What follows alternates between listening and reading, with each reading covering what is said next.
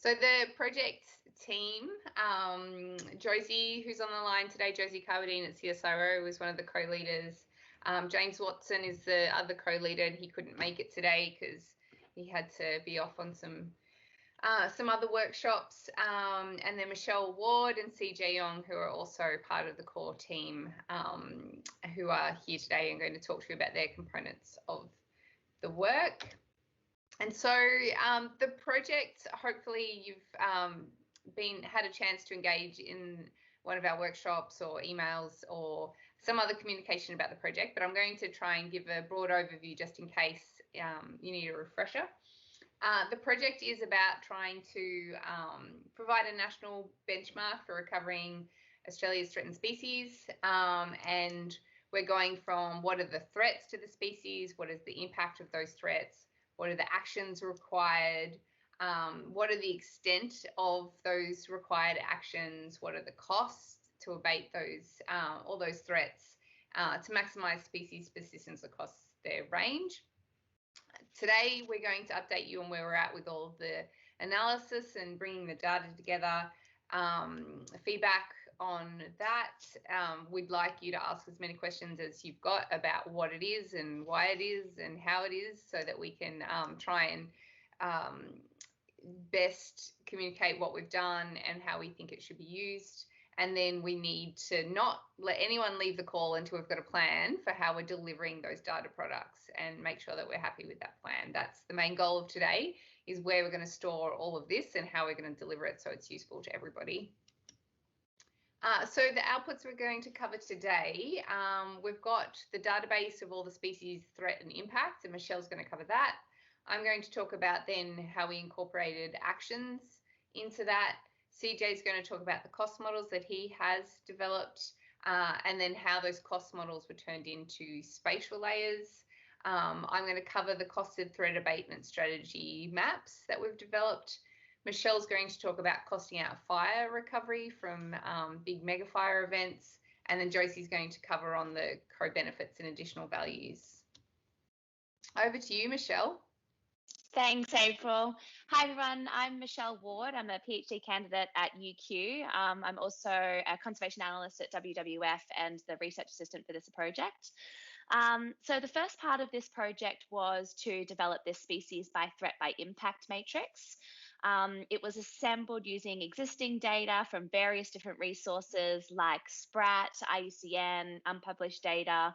We also facilitated an expert elicitation process to get the most up-to-date data and fill any gaps, specifically on the threat impact scores. So it's a big Excel spreadsheet. It's about 422 kilobytes, and it kind of looks like this on the screen here.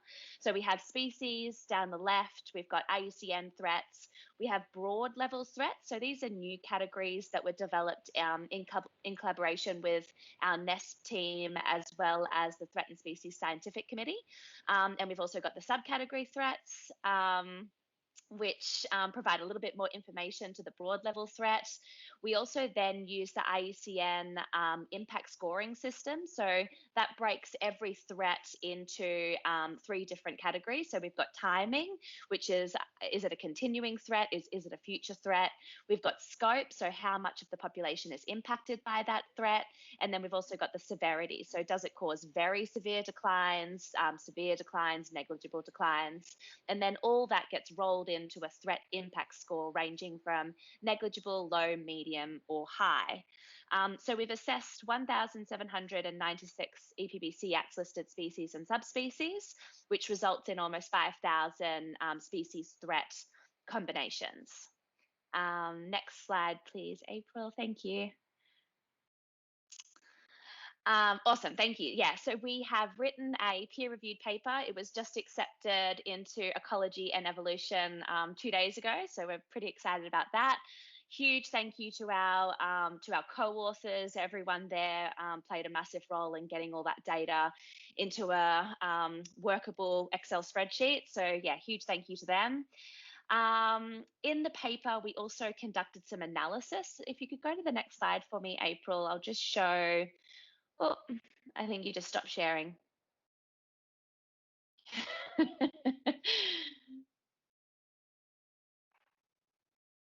There we go. That's it. Thank you. So yeah, we conducted a little bit of analysis as well in the paper. I'm happy to share the paper around, but this is one of the key results, which looked at the broad level threats and how they impact the most amount of species or the total of species. So you can see here that habitat loss is the key one, that left-hand column on the total, followed by invasive species and disease. But because you've got different taxonomic groups, you can also break it up to have a look at, for example, mammals. You can see that the major broad level threat there for them is more invasive species and disease. But yeah, happy to share the paper around so you can explore the results a little bit more. We also, if you go to the next slide for me, April, we also explored the utility of the data set. So one way to use this data set, you could perhaps infer the benefit of managing a particular threat and aid in recovery planning. So for example, prioritizing actions to mitigate high impact threats. Another way might be to use within impact assessments for development. So for example, under the EPBC Act, actions that might have a significant impact could be inferred by the impact rating within the data set or the variety of threats to particular species that are within that development footprint. There's probably lots of other ways that we can use this data set, but these are just two of the big ones that we thought might be the most of use. And yeah, I think that's all from me. I put my email address there. If anyone has any questions, we're going to have a discussion about it after April talks a little bit, and happy to receive, an email if you have questions post-meeting. Thank you. Yeah, thank you, Michelle. It's a really great resource, that database. It's really fantastic, and yeah, I think it's going to be super, super useful. The next stage of that, once we had all of the threats and their impacts to species, were then to try and assign what the best strategy was to abate those threats. And so that took longer than you might imagine, to try and get species specific threat abatement plans and strategies. And so I've got a species example here. That's the northern Bettong in northern Queensland. And the northern Bettong has a bunch of threats there, starting with fire regimes that aren't ideal for it. And what we've come up with a strategy for addressing the threat of adverse or inappropriate fire regimes is fire management. Now, fire management, we're talking about reinstating ecological fire regimes. That's the plan. We can't, from our standpoint, come up with specific plans of what that means. We can't tell the managers who are out there doing that work that it needs to be lit, fire needs to be lit on the second day of the wet season, whatever. Like, we're not prescriptive because we can't do that for everywhere, and that's got to take the local knowledge. But what we have done is cost out the amount of effort required for burning for ecological fire regimes, a couple of the major ecosystem types across Australia. So I'm not going to go into that in a lot of detail, because obviously fire is, it would take a day to talk about what that would actually mean and look like. But just to give you a flavour, when we say fire management, we're talking about reinstating ecological fire regimes. We're not talking about responding to major threatening events. Other threats to the northern Bettong, we've got livestock grazing, and so we've costed out some actions around managing livestock. Then some of the actions are going to be ones that we've costed with policy. So where the habitat might be subject to forestry practices, if that's a threat to a species, then we've costed in a policy component in there. So that really needs to come from policy. If it's something like forestry or fisheries, then we need to think about that from the policy point of view. When it comes to introduced predators, we've come up with an integrated predator management threat abatement strategy. So that's what cats and foxes would be managed under. We've got some costings for the large grazer herbivores, and that we've put pigs into that management plan as well. In a lot of cases where climate change and severe weather have a high or medium impact on species, then it may take a bit more intensive work. So that's another category for that threat. And then if a species like the little northern bettong that's quite restricted in small populations, and that's causing it to have low genetic diversity, then one of the actions we've got in that case is to try and restore the habitat so that there is space to have more northern bettongs, which hopefully will help with genetic diversity into the future. So that's a snapshot of what we came up with for the northern bettong. And we tried to come up with the threat abatement strategies that fit individual species needs rather than just a blanket category that always applied.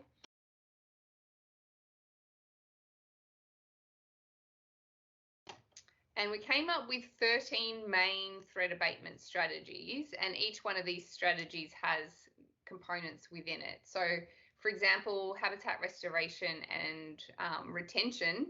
So we're going to assume that if it's a threatened species listed under the EPBC Act, that its habitat is not going to be cleared, or it shouldn't be cleared. And then we've costed in what it would be to restore that habitat. And that restoration also includes weed control in that as a strategy.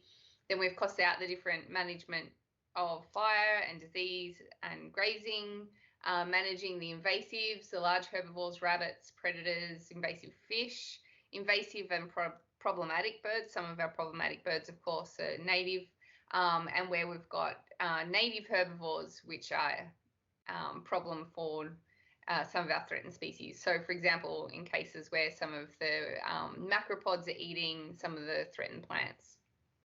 Other threat abatement strategies, we've got aquatic connectivity for fish that are unable to move as part of their life cycle because of impediments to that, their water flows. For species that need climate change refugia, we've got an action there to find that refugia, map it and protect it, and chytrid also might need some disease refugia. And then in cases like some of our very rare orchids that are subject to poaching, restrict access to some of those very critical sites. There's a bunch of actions that we've not costed out spatially, but are obviously really important. So along with disease and novel species, biosecurity is super important. Then a lot of threat abatement will require management, regulation, policy, and education that we're not looking at in a spatial sense. So fisheries, forestry, managing human intrusion and disturbance, that might be a policy action and education action. Hunting and collecting of native species will need regulation and education. Herbicide and pesticide use is another one that needs a regulation and education. Water extraction, a policy and a regulation action. And then planning for wind turbines, that needs to be a policy and a planning action. Where can we put wind turbines that they're not going to impact threatened species? And then captive breeding, or when species need ex situ actions. That is in a category on its own, and we haven't actually costed that one. But we recognise that there are a bunch of threatened species that, in order to persist and recover, would need some intensive and ex situ actions. So what does the strategy, one of our threat abatement strategies, look like? Well, here's an example of the major diseases. There are a lot of diseases that are impacting our threatened species, but the ones that are the important ones that we've focused on, important for the number of species they impact and the severity of the impact. We've got Phytophthora, which obviously is a really big, important disease that is impacting a lot of ecosystems. We've got myrtle rust, which is a very important emerging disease that could have very real ecosystem changing impacts. And then chytrid fungus, which is obviously a huge threat to the frogs. So interestingly, the threatened species that are impacted by these diseases and the habitat suitability for these diseases was interestingly quite similar in terms of its spatial footprint. So we thought it would make sense to do some of the biosecurity actions for these 3 diseases. So that is, you know, those little foot scrubby brushes you go when you see, go to do a bushwalk in a national park and they've got good biosecurity, the vehicle washdown stations, the equipment washdown stations, signs to let people know that they need to have good biosecurity. So some of these things we can value add for those 3 diseases across a lot of their spatial distribution. And for these diseases, we costed out the actions where the vulnerable species occurred rather than just where the disease is. And that's because we need to keep the disease out if it's not there, and we need to stop the disease from spreading further when it is there. So that's why the extent of these actions was actually where the vulnerable species occur rather than just where the disease is. So for example, here's one of the frog species that are impacted by chytrid, Myxophyes iteratus. I took a happy snap of that a little while ago when I was doing a walk in the rainforest, and that was a lot nicer than a photo of a frog that has chytrid. So that's why you've got that instead of a photo of the disease. And that is the maps on the right-hand side there, all of the species distributions of the species that are impacted by chytrid. So that's all of the areas that we're going to cost out our chytrid management. And then these are the distributions of all the species that are impacted by Phytophthora, metal rust, and chytrid in the brown and the green areas. So we're going to be doing some biosecurity in all of those areas, and in the Phytophthora infected areas, we're going to do some phosphite spraying and phosphite injection of stems as well. So this is CJ's work. I just was going to touch very briefly on what went into the threat abatement strategy. We've got the pre-action field planning, we've got education and communication, hygiene protocols, reviewing those guidelines, signage and hygiene stations, phosphite application, post-action monitoring, and disease monitoring, and with the objective of preventing the spread of the pathogen and then mitigate the impact of Phytophthora with phosphite spray. And I think that's all for me before we go to CJ. I think it might be a good time to just check in if anyone has any questions, if people want to jump in the chat, or just unmute a microphone and have any questions. Yep, thanks, April, Michelle. I'd like to throw it open to the audience.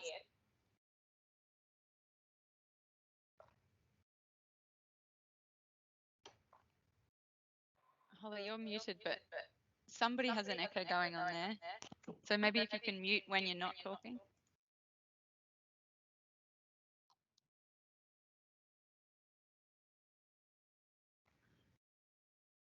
No, I've bamboozled everybody with all the detail.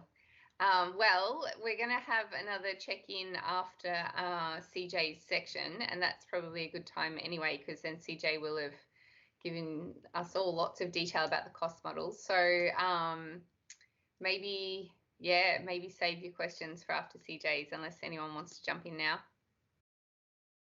So I'm CJ. I work part-time in the analytics team at Commonwealth Bank, and I've been working on this project for the last 1.5 years. Just started my PhD on environmental economics. That will be based in UWA. So we'll see how we go with that. So firstly, let's touch on some of the knowledge gaps that we had and where this project kind of fills it. The first one's a missing link. We believe there was this is a top little hexagon. Is that a hexagon? Yeah, it's a hexagon. Top little hexagon. Looking at the missing link between strategic budgeting and operational budgeting. Our cost models kind of sit in the middle. It kind of bridges the gap. The bottom right, we're looking at the lack of consistency. From the last 1.5 years of actually going through all the available cost data, we found that things weren't detailed enough in terms of what costs were included in terms of labor, maybe travel, some of the on costings, and we try to create a a more consistent structured data. And on the bottom left, we've got lack of transparency. This is kind of creating cost models where users can go in, and as Mark said before, you can go in and change different assumptions that you think are more correct. I've kind of taken the approach of what is the generic assumptions that you would apply on a broad scale, but depending on the use of the project, if you want to do it at a more local scale, you can adapt the numbers to suit that. If you're going at a high scale, then at a high level, then all the generic assumptions that we have will suit.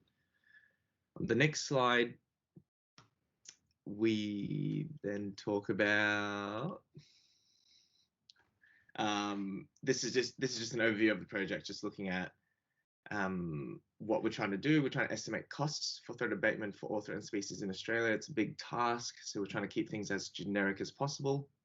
Once again, as April said, we're not trying to prescribe any actions anywhere, but we're more trying to look at what would the effort be to conduct the action across a broad scale area. We're trying to build everything from the bottom up, so we're creating everything from ground up assumptions. We're trying to move away from data that's available.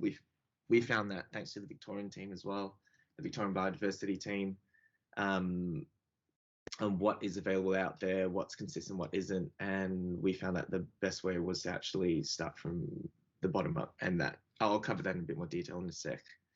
So initially our objective was to provide a realistic cost estimate of threat abatement, and we still have achieved that. However, along the way, we've realized that the process is as important as the results. Actually coming up with a structure that can be changed and can be adapted, I think it's a very key output of this project. Moving on to the next slide. These are just covering off some overarching assumptions of all the cost models.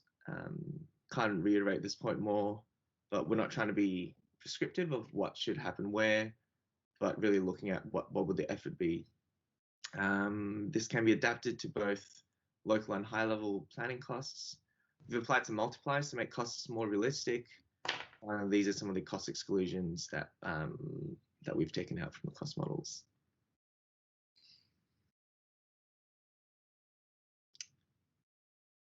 Today I'll be covering three main areas. Well, thanks to Michelle, we covered all the species by threats. So the three main sections that I'll be covering, the first one's actually detailing the threat abatement strategies. The output of this would be a written document of all the assumptions that have gone in, what are the threat abatement strategies, what are the actions that sit within the threat abatement strategies, and all the cost components. So these are the 4 components of labor, travel, consumables, and equipment, and how that all ties in together. The second part will be looking at how do we actually model this in Microsoft Excel, and the output for this would be a cost per kilometer squared and the number of trips required to travel to and fro to the management site per action and per threat abatement strategy. And finally, how do we translate these costs to a usable layer? This can either be done this can either be done at a non-spatial scale, so you can kind of not use GIS and just use the numbers as is based on distance to the site and area managed, or you can do what we did and translate this to GIS maps and provide cost layers. Next slide.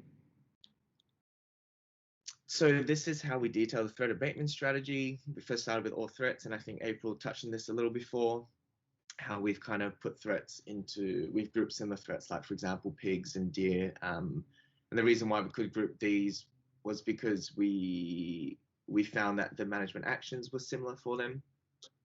We then assigned a threat abatement strategy to each threat, and the 18 threat abatement strategies, I think April said we had 13 spatial and 5 non-spatial. These address roughly 95% of all the threats we had listed, species by threat interactions that we listed. And then I went away and kind of came up with all the individual actions under each threat abatement strategy. Each action can be taken as a standalone unit. You don't have to look at it at the threat abatement strategy level, so they can all be taken out. For example, if you believe that, for example, aerial spraying of Phytophthora is what you want to cost, you can just take that out, compared to taking, like all the ground injections, taking all the surveying. You can pull these out from the threat abatement strategy. And finally, this would just be our final assumptions tab, final assumptions document. Next page, April. So this is just a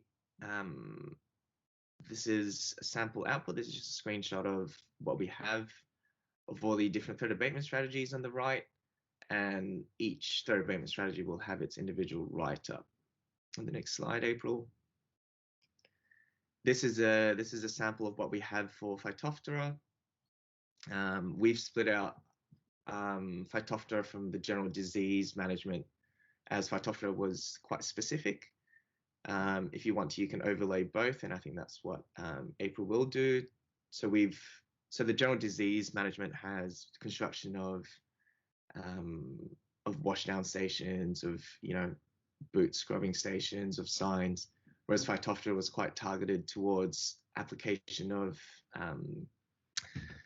the phosphite. That's what we're applying. So this would just be an example of what you were asking for, Mark, before. And yeah, as we go to the next slide. So what I'm doing right here is I'm kind of talking about what we've done and producing some sample outputs of what can be taken out and used. This is the second part where we actually translate all our qualitative assumptions to quantitative numbers. We first start by standardizing all our inputs. This is setting up all the base assumptions, and this would be stuff like how much does it cost to pay people at different levels of experience. Like, for example, a manager's paid at a different wage to a person on ground. We then estimate all the costs and the trips required for each individual action within the threat abatement strategies. We then do some discounting and annualization. This part's quite important, as this makes all action costs comparable and additive. So, for example, an action that occurs once every 10 years, we discount and annualize it so that it's comparable across any action that occurs, say, annually or biannually. And finally, we then scale it back down to cost per kilometer squared and the number of trips required. And I think this is quite a useful thing for people that want to use the data. Next slide. And this is just a sample of our assumptions tab in the Excel spreadsheet. So the Excel cost models are kind of set up in a way where we have a main assumptions tab. All the generic assumptions are in here, and all the cost models are kind of linked to this main assumptions tab. So, for example, if you're not happy with our assumption of the different wage rates, you can go in and change these things. If you're unhappy with the uncertainty multipliers, you can go in and adapt it to your project. On the next slide, this is an example of phosphite spraying for Phytophthora. This is the detail that goes into the cost models. So, for example, on the left, we assume that we do 2 applications per year. I'm not going to go through all of this, but everything that's highlighted in yellow, which will be the same in the spreadsheets, are things that can be changed by the users.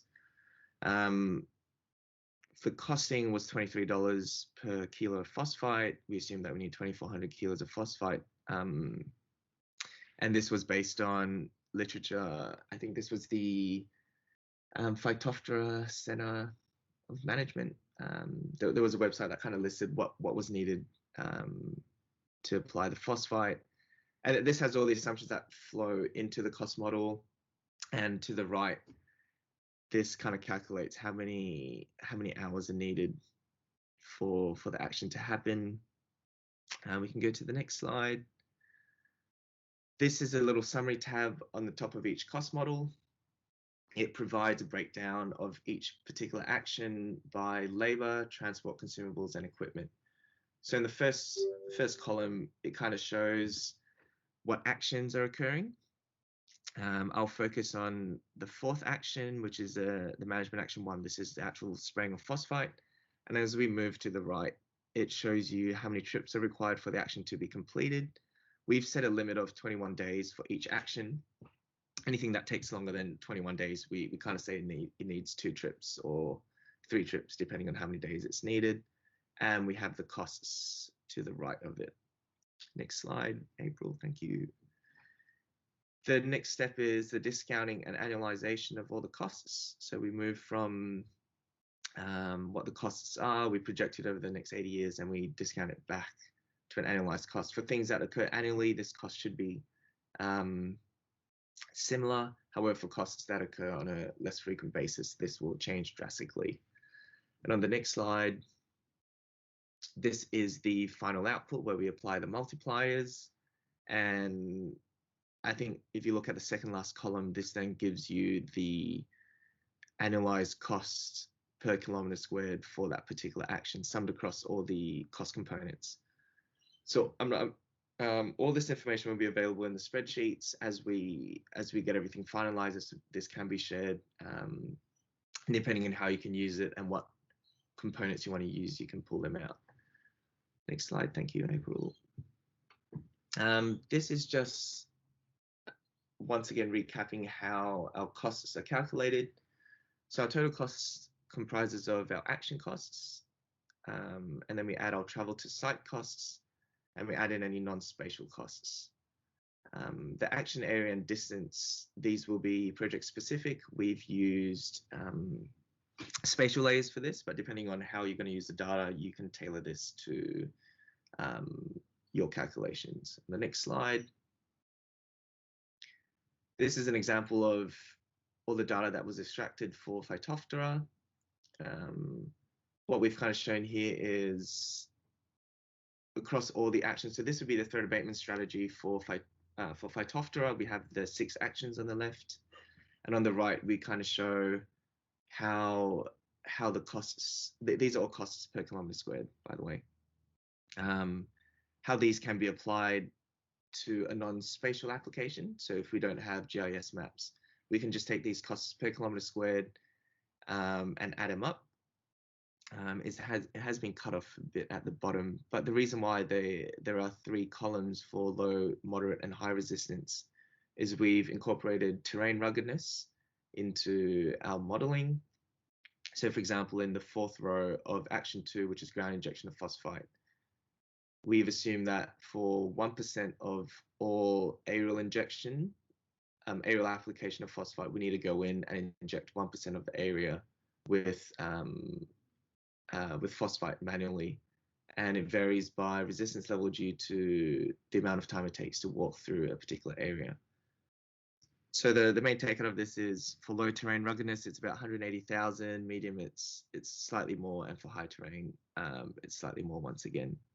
And on the next slide, oh yeah, this is just some sense checking of what the published costs are. This, when available, we incorporate some sense checks, but for other cases, there just isn't available data for that. So our costs are about 160 compared to 92,000, but this includes accommodation, this includes on costing, and all the multipliers that we apply, which is roughly about 80% on top of that. So the costs kind of, they kind of work out to be on par with what's published. The next slide.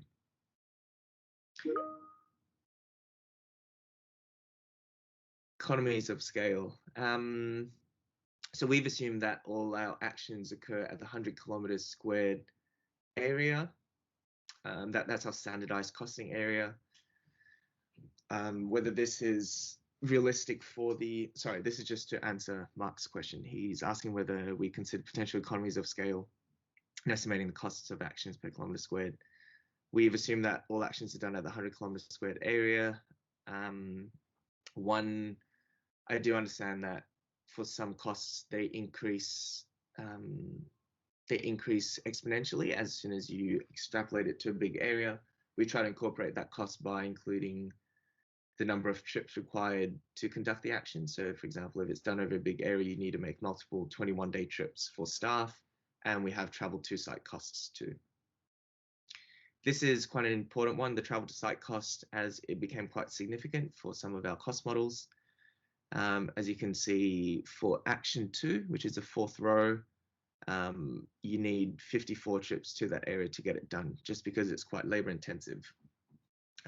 We've simplified this to provide a travel to site cost per kilometer traveled per kilometer squared managed at the bottom. And for anything aerial, it's 10 cents for this, and for ground, it's 5 cents for this. And how this is applied, I'll show it on the next slide. This is how data can be used. If you were just going to pick the data out from the spreadsheets, you would then set your action area and your distance to site, which can be measured by Google Maps if need be. So for aerial, our action area we assume is 180 kilometers squared, and the distance to site would just be to the closest airport. And for ground, we can assume different action areas, and the distance to site will be to the closest town. When you multiply all these out, you can get a total cost of $33 million. Seems like a lot of money, but Phytophthora is a very expensive. It's a very expensive treatment. So this is just one way of using Excel models, using the Excel model to generate some output. On the next slide, wrapping up pretty soon, by the way, if people are getting bogged down by this. This is how we've done it, how we've translated our cost layers, our cost models to a cost layer. So we've used on the bottom left the distance to the closest airport, and on the bottom right we have the travel time from the closest big city to each individual grid cell, and that forms our travel cost layer. And we've combined this with our action cost layer, and finally we have our national cost layer to the right. And we are providing these national cost layers. So if the user agrees with all our assumptions and all the individual actions within threat abatement strategy, we are providing these national cost layers that can be used as is. On the next slide, April, wrapping up pretty soon with this. This is just a recap of the 3 steps we've taken. Firstly is just all the assumptions that we've done in a write-up. Secondly, all our cost models are provided in Excel format. And thirdly, these are cost layers that we've extrapolated out to GIS layers. Michelle did most of this. Good work, Michelle. She's a machine at doing this. And over the next 2 slides, I'll just summarize a few more things if necessary. I've covered this final output. These are 3 main things. And on the next slide, take-home message. Costing structures as useful as the costing estimates. I think this is a point I want to hammer home. I think the structure's quite nice. And spatial layers, CJ, walk through what went into the spatial to the cost model, and then how it went from that into a spatially variable cost layer. Here's an example for the disease costs and how these vary across space. What we'll be delivering is a raster grid, which is 1 kilometre by 1 kilometre, and we're calling this like the threat abatement strategy map, and that is the cost model intersected with the distribution of the species that need that action, and in cases where it's relevant, the distribution of the threat as well. And then how we believe those costs will change over space, building in all of those things that CJ spoke about. So terrain roughness, where there's on-foot actions, distance from the urban centre where the equipment, labour, etc. is coming from, and then helicopter costs when it's too far away to walk or drive. So that was our preliminary output for the disease management. Here's another example, rabbits. So we've got the rabbit occurrence model. Anna Pintor, who was a part of the project that Mark Kennard was running, the Northern Australia Threatened Species project. Anna Pintor's very generously provided us all her species and threat distribution data. So we've got the rabbit occurrence model. We've turned that into just a presence of rabbits map. And then we've got the cost of managing the rabbits based on all of all of the things that CJ's put together. And then we've intersected that cost model of managing the rabbits with where the species are that are impacted by those rabbits. So, for example, there are species who whose range is so big that it extends outside of the rabbit occurrence zone. So we're not going to be controlling the rabbits where the rabbits don't occur. And then the final output there, our costed threat abatement strategy map in the orange down below. So we've got one of those for each of those main spatial threat abatement strategies, all 13 of them. For example, we've got managing fire for implementing the ecological fire regimes, managing invasive predators. What we've incorporated into our predator map there is aerial baiting, where we're away from urban settlement and we're away from species that could eat the baits that we don't want to eat the bait. So, for example, one of the threats to a lot of the quoll species is taking baits. So we're making sure we're not doing any aerial dropping of predator baits where quolls occur. So we've got ground digging in baits in the quoll and more densely treed and densely populated parts of the continent. We've got some control of native problematic herbivores. Now, interestingly, some of the problem herbivores, quokkas, apparently eat threatened plants. Now, clearly, we're not going to do anything that's going to hurt a quokka, who are also threatened, even if they're eating the plants. So I spoke to a lot of the plant experts, and they said that these tiny little narrow-ranged little plants that are being eaten by your quokkas and tamar wallabies and all the rest, we just need to put a fence around this tiny little population and keep the quokkas out. So that's what that native problematic herbivores action mostly is. It might be decommissioning water holes to keep the kangaroo populations down. That's sort of the guts of that one. Then we've got the large invasive grazers. So that was horses and camels and pigs and deer and all the rest. Invasive and problematic birds. We've got invasive birds that are taking over tree hollows for a lot of our threatened birds. And we've got noisy miners who are problematic for swift parrots and a few things. So we're controlling the invasive birds where they're a threat to our native species. And then we've got habitat restoration, which is including weed control. And we're going to be doing very intensive restoration, so trying to replant and restore the ecosystem that should be there in full, where it's cleared and where we think it's restorable, like it's the kind of land that could be turned back into native ecosystems. It's not under some intensive use. And then everywhere else, we're just going to be out there keeping an eye on those weeds, and where we need to, putting native plants back in, restoring the soil seed bank, where we're taking out the weeds so the weeds don't just come straight back. And then we've taken our all of those threat abatement costed maps, and we've summed them all together just to get a little quick snapshot of the expensive parts of the continent in terms of what needs to be done. And yeah, at the first glance, you can see that you know, a lot of our threatened species occur around particularly the east coast, the north, and so those areas are a little bit more expensive than some of the inland areas.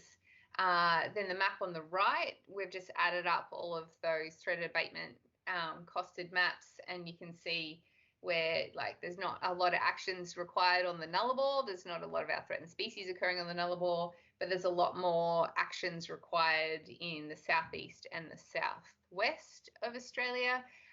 We're going to be making all of these spatial maps available. We are still refining the very minor details of this all. So these are the preliminary outputs, and we will make them available once we have them all finalized for interrogation and use. Now, comparing actions, this is on the x-axis there on the left-hand side is the cost per year in millions for each action, and then on the right-hand side, the number of species requiring those actions. And so you can see that the big ticket items are going to be the habitat restoration and the weed control. Lots and lots of species need their habitat restored. Now, I've highlighted the habitat restoration because after going through the literature and speaking to a lot of the experts for the different groups, you know, when we had some of the issues, for example, some of the aquatic diseases, some of our aquatic experts said, look, if you can restore the riparian zone and get the water quality better, the native species are probably going to be able to withstand the disease a bit better. When it was habitat loss through agricultural mining or the other factors that are taking out habitat, then we wanted to restore habitat back. But then, when there was inappropriate disturbance regime, sometimes invasive, sometimes nutrient loads, erosion, salinity, habitat restoration was the best action that we were advised. So that has not every single time one of these other threats came up always was habitat restoration, but where that was the best action for that species, that's what we've added in. So some of the other species about mapping their climate refugia and installing some aquatic connectivity, many fewer species are acquiring those actions compared to big ones like habitat restoration and weeds. Threatened species richness, there's more threatened species around the east coast, as you can see on the map there. We've just done a super quick first pass, you know, cost per species. Now what we will actually do is look at the number of species in each area needing that particular action. I was hoping to have that done by today, but unfortunately I don't. So I've just got the total cost divided by the number of species. It's rough and ready, but that's what it looks like. And interestingly, the East Coast, was a bit more expensive, but there's lots of threatened species there. So cost per species, just that very broad first pass, makes it cost effective, if I can use that term, which is, I'm using it very loosely there. And yeah, note that we're not actually saying, you know, 12 species needed habitat restoration at that site, but we've only cost out habitat restoration once. We're just like all costs, all species. So it was just super interesting how our costs sort of lined up with some of the IBRA bioregions. Again, just a super quick glance at what this might look like. As I mentioned, a lot of those really species-rich and threatened species-rich IBRA bioregions like the wet tropics and southeast Queensland are coming up as moderately low cost per species, lots of species and, you know, moderate costs. And then you've got some other areas that had a lower threatened species richness. So getting in there and implementing those actions was relatively higher cost per species, like the Gulf Plains or the Devonport Murchison Ranges. We didn't really have many actions in the Nullarbor, so, you know, that's not going to cost us much there. So like I said, just a first pass, and we will look at this in a little bit more detail and make some summaries around IBRA bioregions and NRM regions. Just to summarize, we don't want to hand a map out that's going to freak people out and people are going to go, what, hang on, there's no rabbits in my paddock. I'm not going to, what are you talking about? You know, we want it to be more generalized so that we're not being super prescriptive for areas, but be able to provide some summaries for different regions, how many actions, how many species, etc. I'm going to hand to Michelle, because Michelle has done some specific implementation of the cost models for fire recovery. So Michelle, did you want to talk about that work? Did we want to have any questions and have a little break first before we move on? I think we'll, just for the sake of time, Michelle, maybe you could talk about this part and then maybe we can take questions afterwards. Yeah, sounds good. Thanks, Holly. Okay, cool. So far, we've looked at actions and costs of those actions at a continental scale to recover threatened species. But what needs to happen when we have a big stochastic event like the 2019-2020 bushfires? So we've conducted some additional analysis which explores how to prioritise species recovery actions after a megafire event. So in this paper, we provide a decision support framework that generates a prioritization of actions. It can be broken down into two approaches. So the first one is more of a cell-based prioritization. So it identifies areas that can cost effectively recover the most amount of species in one location, a location meaning 1 square kilometre. And then we've also looked at more broad scale analysis using zonation. So this approach selects complementary locations to extend actions across all impacted species habitats. And so in this project, we identified 290 threatened species that have likely been severely impacted by the fires and require this immediate conservation action. And we've also identified 22 broad level actions and 16 sub actions that will be needed to recover these species after an event like this, costing approximately 51 billion to adequately recover after the event. So it's the actions that we've incorporated here are things like intensive predator management, intensive herbivore management, as well as supplying artificial habitats and nest boxes and supplementary feeding. So it's that sort of 0 to 12 months post a fire or post an event. And we could assume events occur approximately every 10 years, according to recent models. So that paper is super close. We're hoping to submit it in the next couple of weeks. And yeah, the co-authors are there in the bottom corner with some results, and I'm happy to share that paper around at the end of the meeting or once we've submitted. So yeah, that's just a really quick overview of the additional analyses that we've done. Thanks, April. I think that's it from me. Thank you, Michelle. And then shall we quickly touch on the co-benefits? I think, Josie, did you want to talk about this before we...